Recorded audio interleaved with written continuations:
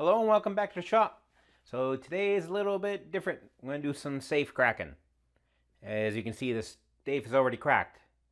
Actually, it's pretty messed up, and that's kind of the goal, is to fix this. So what this is a safe door that sits in a storage container that's on the ASROC missile deck of the Joseph P. Kennedy. So the story that we have of this particular container, and I wish I had a really clearer picture of it, but this is the best I can get. Next time I go there, I'll have to take some better pictures.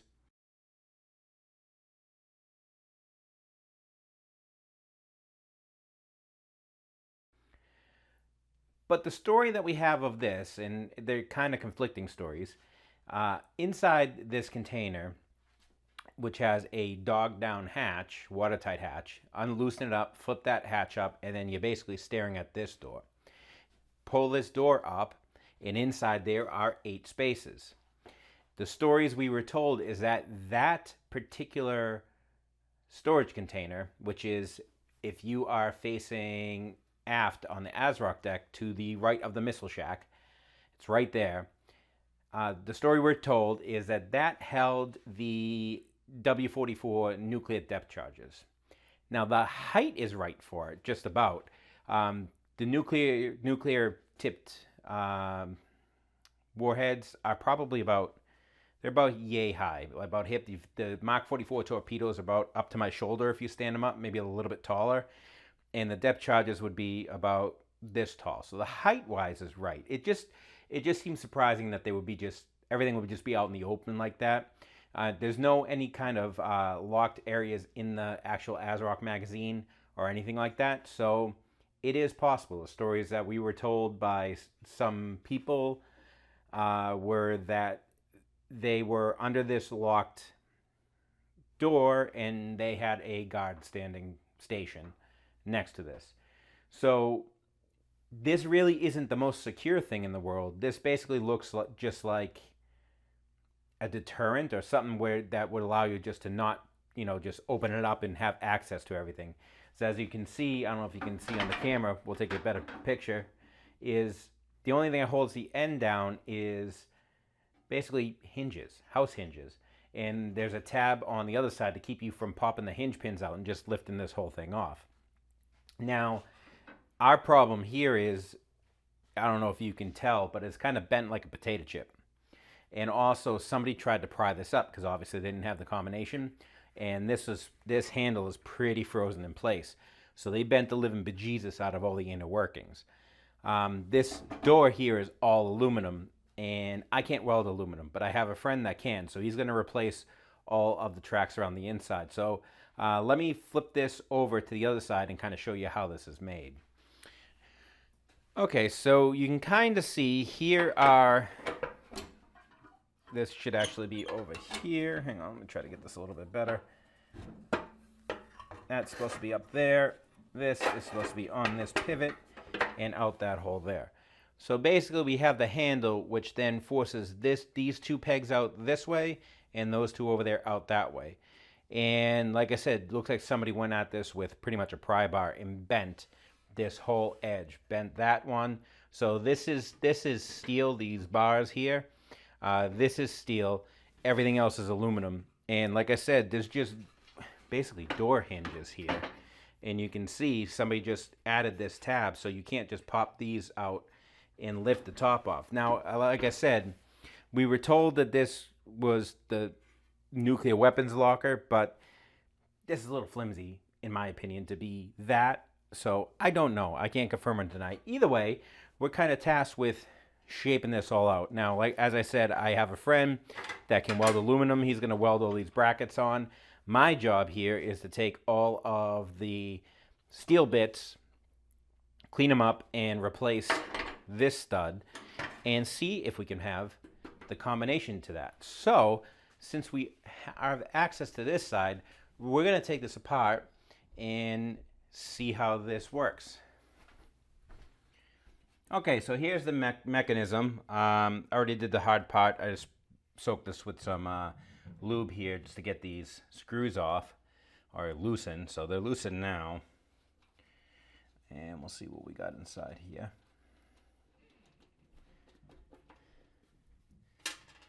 And here is, I don't feel like any springs. Okay, so here are the tumblers, and they actually have numbers on there. We'll take a look at that in a second. And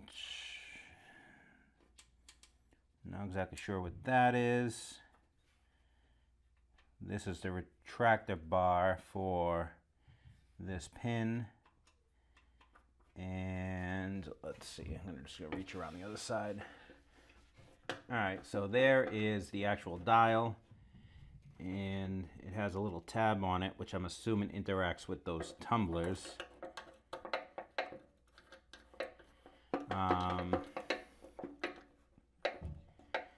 So let's see what else we got here. What is that little center knob? All right, so that little center knob is that. And then this has to slide into a slot that's on this round thing to retract it. But where is the slot? Oh, the slot's right there. It's underneath this piece of metal. So this center knob here is this dial. All right. Oh, okay. Is this a separate piece? This middle thing is a separate piece. Yeah, that's definitely a separate piece. It's hollow on this side. Oh, okay, so that little center knob has to knock, oh, there we go, knock that out of the way. And then this pawl goes into this groove, and then that's what, why is it not retracting though? And this is the bar. Okay, this bar has to go into, let me see, yeah, see these little gates here? That bar has to go into the gates and then allow you to retract it. Why is it not retracting? Because this is in the way. Okay, is there a, yep, there's a little plastic nub in here which pushes down on this when the plate is retracted. It's like a tamper-proof thing, so like you can't reach in there and unscrew the back off of this. This needs to be pushed down to retract. Okay, so that's how that works.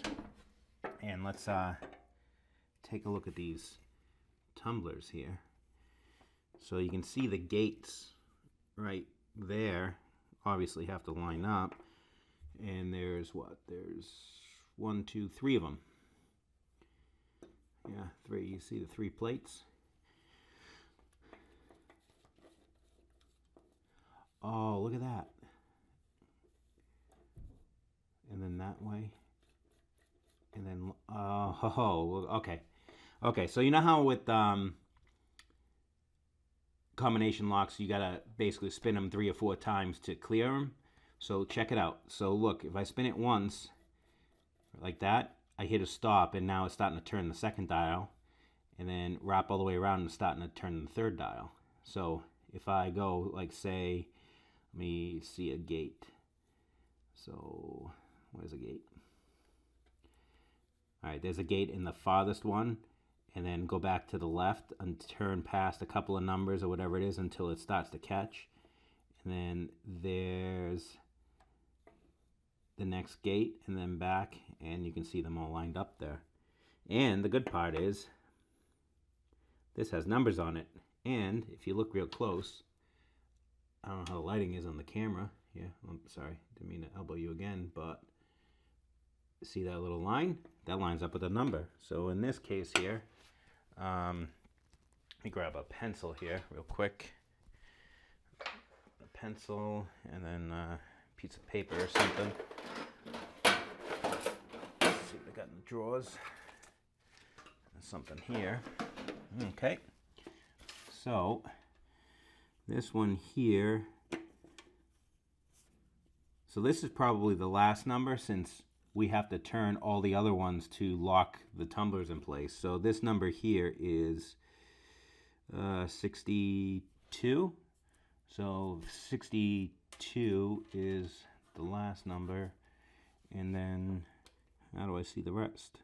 Yep, it's a little spring clip here. Let me grab that screwdriver I had.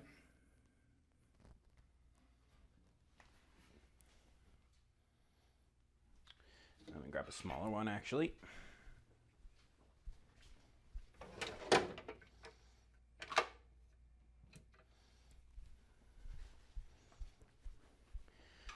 Okay, let me see if I can get this clip here out without launching it across the room. Would be great.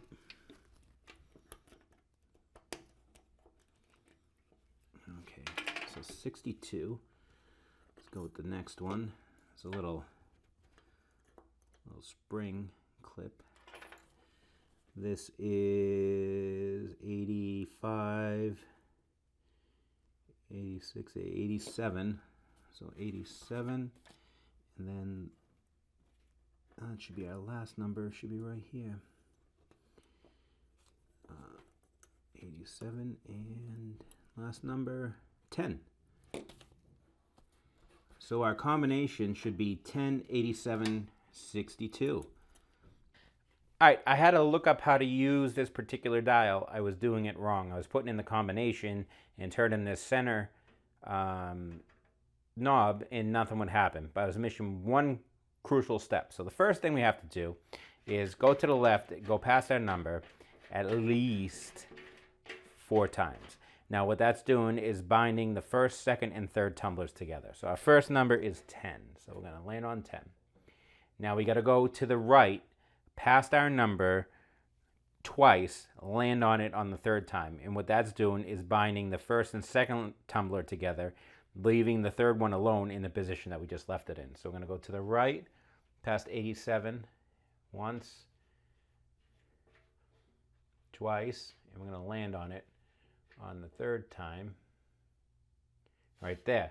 Now we got to go to the left to 62, past 62 at least once, and landing on it the second time. So we're going to go to the left past 62 once and land on it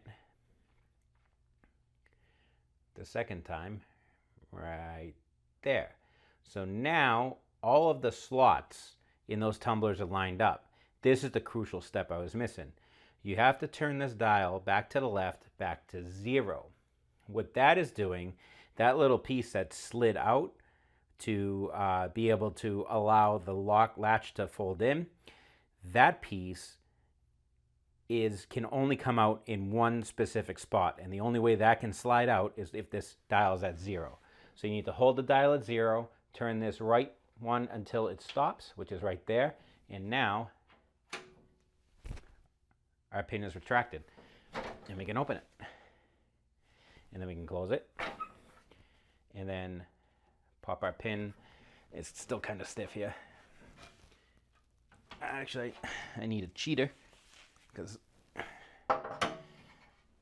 there we go. Pop our pin back out. Go back to 0. Pop that in. That slides that lock bracket back in. And then now we're locked again. So I have the code to this now, and I'm going to hand it off. I'm going to take all the metal bits off, recondition those, all the steel things, send it off to my buddy, and he's going to replace that ring around the outside. And then hopefully we can get this back on the boat, and we're going to try to take that dish out of it somehow. We'll figure out a way. But thank you guys for watching this video, and we'll see you on the next one.